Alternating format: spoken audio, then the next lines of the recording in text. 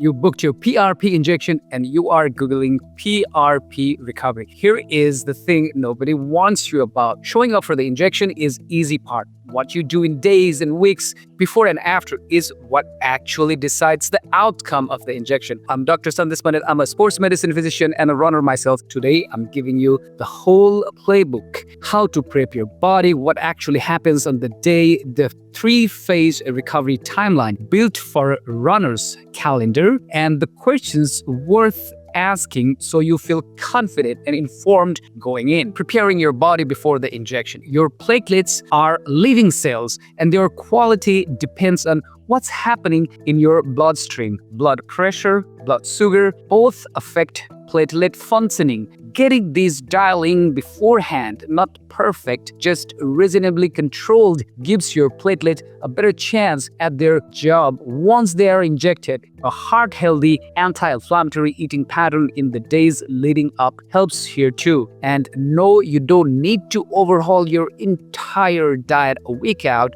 Just lean toward vegetables, lean protein, and healthy fats instead of the drive-through, and good for you if you're already doing it. Alcohol and smoking both reduce platelet activation. So either stopping or cutting back in the days surrounding your procedure would really help. Stop anti-inflammatory medications like ibuprofen, naproxen, commonly we call them Advil, Aleve type of the medications, or all NSAIDs for that matter, at least 2 weeks before your injection. Ideally, continue avoiding them for 2 to 3 weeks afterward. These medications directly interfere with the platelet function that PRP depends on. We say these medications, they have anti-platelet activities. So these include over-the-counter pain medications too, so read the labels. Now, let's talk about sleep for a second because I don't think people take this seriously enough. The night before your injection isn't the night to skimp on sleep. It's part of the treatment. Deep sleep is when your body does the bulk of actual repair work. You're about to ask your body to do some serious healing, give it a real full night of rest so it's actually ready for the job. The morning of,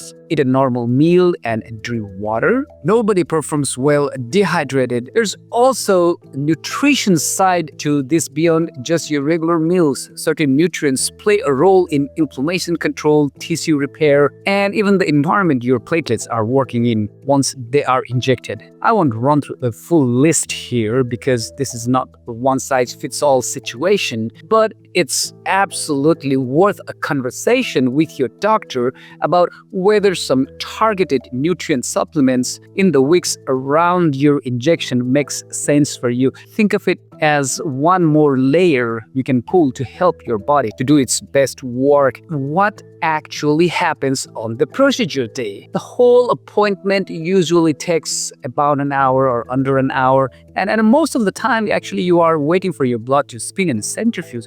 So a small blood sample gets drawn, placed in centrifuge and separated into layers. The platelet-rich portion then gets pulled off and prepared for the injection. Your provider should be using some form of amazing guidance, typically ultrasound, that's what I use, to place the injection precisely. This matters enormously. Landmark-based injection, or these days we even call them blind injection, meaning a provider just estimating the location by feel versus the ultrasound-guided injection, which actually show even the tip of the needle. There's a significant accuracy gap. You don't want a skilled guess. You want to know the medication actually went where it needed to go. Joint injections tend to be well tolerated with only mild discomfort. Tendon injections can be somewhat uncomfortable. The technique sometimes involves gently disrupting the damaged tissue with the needle itself to stimulate a stronger healing response. That's expected and not a sign anything went wrong. 3-phase recovery timeline. This is the part I want every runner to actually internalize because this is where people either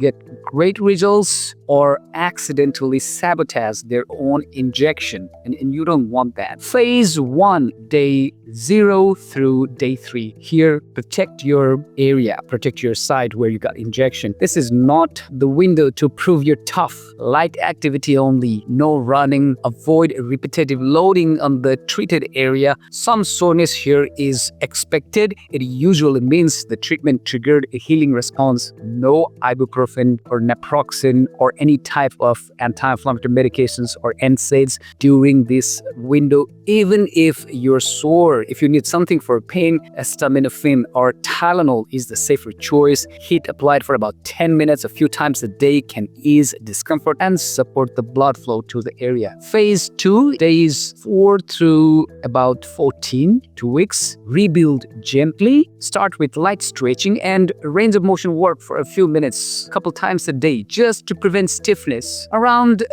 day 7, you can typically add light stretching and easy aerobic cross training. Think more of stationary bike or easy walk, not a tempo run for sure. The goal here is a small, controlled stimulus, not a workout. Phase 3, week 3 through 6. Here, return toward running. This is where you rebuild range of motion, strength, and critically for the runners, balance and proprioception as well. Add load gradually, week by week. Some runners can ease back into easy jogging during this window if pain allows. Others need the full 6 weeks before lacing up. If pain increases at any point, back up for a few days and restart gently. This is not a setback, it's just an information. After roughly about 6 weeks or so, most restrictions lift and you are clear to return to your normal plate training load. Talk to your doctor beforehand. Once the PRP has done its job encouraging the tissue to heal, physical therapy is what